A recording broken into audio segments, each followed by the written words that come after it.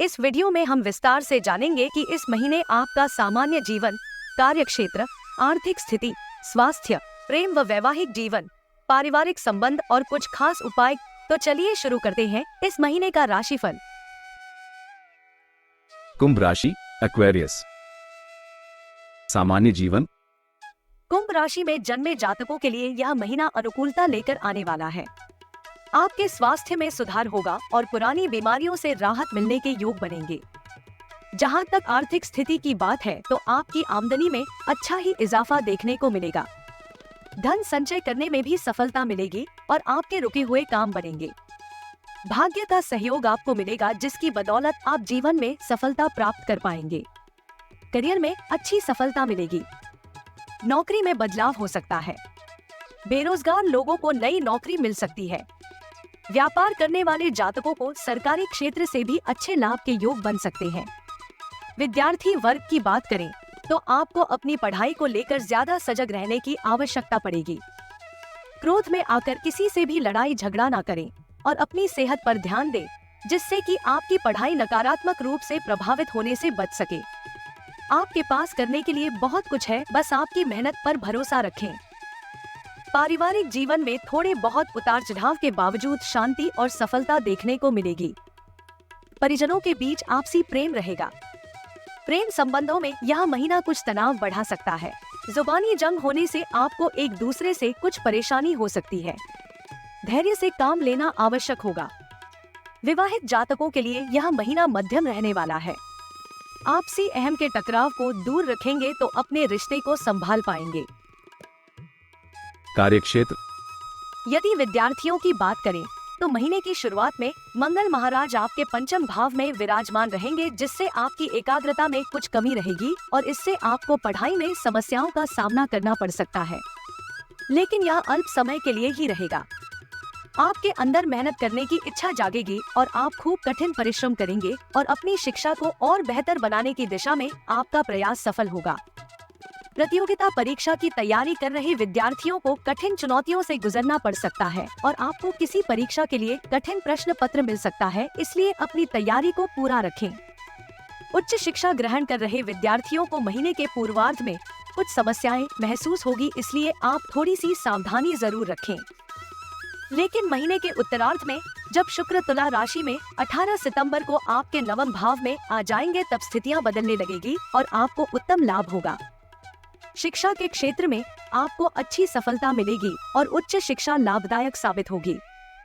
विदेश जाकर पढ़ने वाले विद्यार्थियों को यह समय मेहनत से बिताना होगा। आर्थिक स्थिति। यदि आपकी आर्थिक स्थिति को देखा जाए तो यह महीना मध्यम रूप से फलदायक रहने वाला है।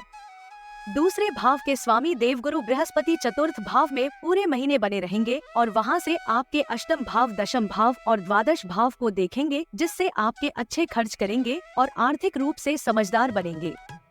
दूसरे भाव में राहु महाराज पूरे महीने विराजमान रहकर आपको धन संचय करने में कुछ परेशानियां खड़ी कर सकते हैं।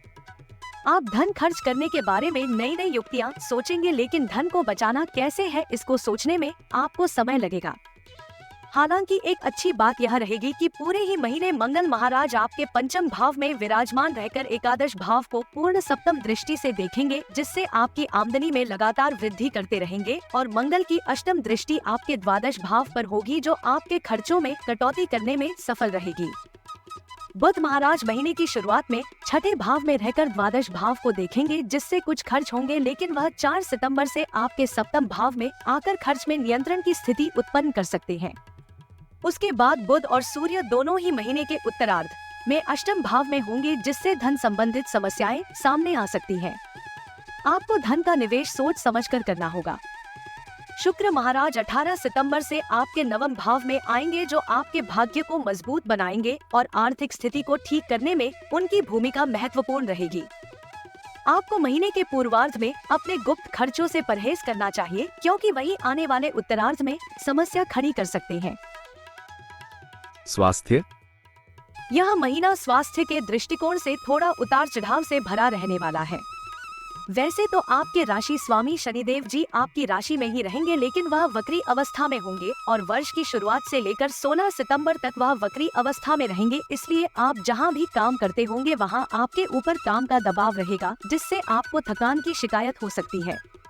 इसके अतिरिक्त महीने की शुरुआत में बुध महाराज छठे भाव में, शुक्र महाराज केतु के साथ अष्टम भाव में और सूर्य महाराज सप्तम भाव में विराजमान रहकर आपके स्वास्थ्य को पीड़ित कर सकते हैं। इसलिए महीने का पूर्वार्ध ज्यादा कमजोर दिखाई दे रहा है। हालांकि उत्तरार्ध में देखें तो सूर्य 16 सितंबर से अष्टम भाव में आएंगे और बुध 23 सितंबर से अष्टम भाव में आएंगे।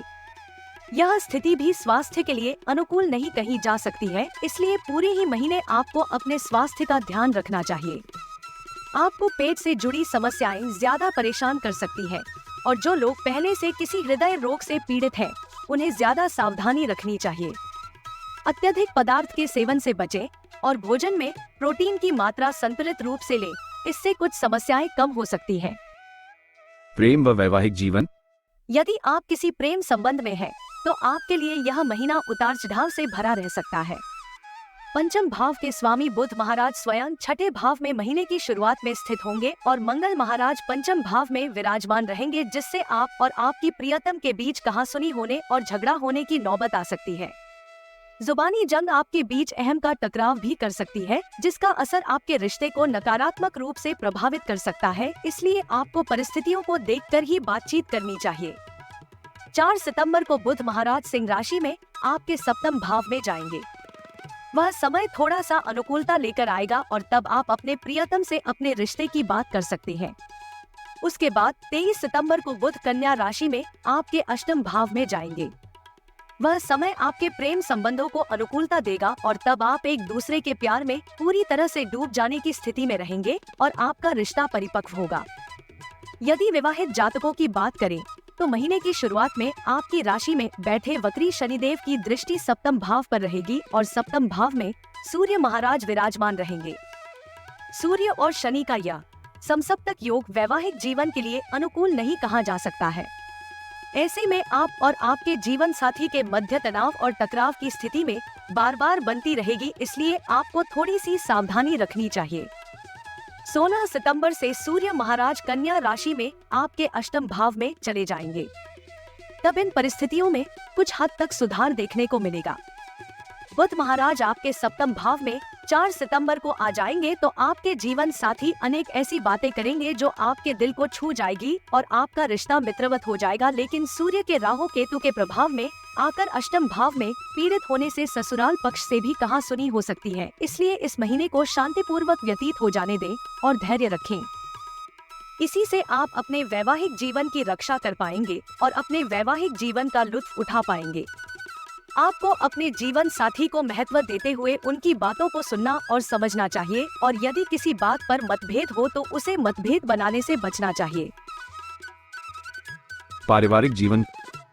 यह महीना पारिवारिक तौर पर अनुकूल रहने की संभावना है, लेकिन दूसरे भाव में राहु की उपस्थिति उतार चढ़ाव की स्थितियों को भी जन्म देगी। इसलिए जितना हो सके सावधानी से चलें और अपनी परिस्थितियों को अनुकूल होने का इंतजार न करें, बल्कि अपने पारिवारिक जीवन को बेहतर बनाने के लिए खुद ही प्रयास करें। पूरे महीने राहु आपके दूसरे भाव में विराजमान रहेंगे। इसके अतिरिक्त अष्टम भाव में महीने के पूर्व में शुक्र भी उपस्थित रहेंगे, जो द्वितीय भाव को देखेंगे। इससे कुछ समस्याएं बनी रह सकती हैं।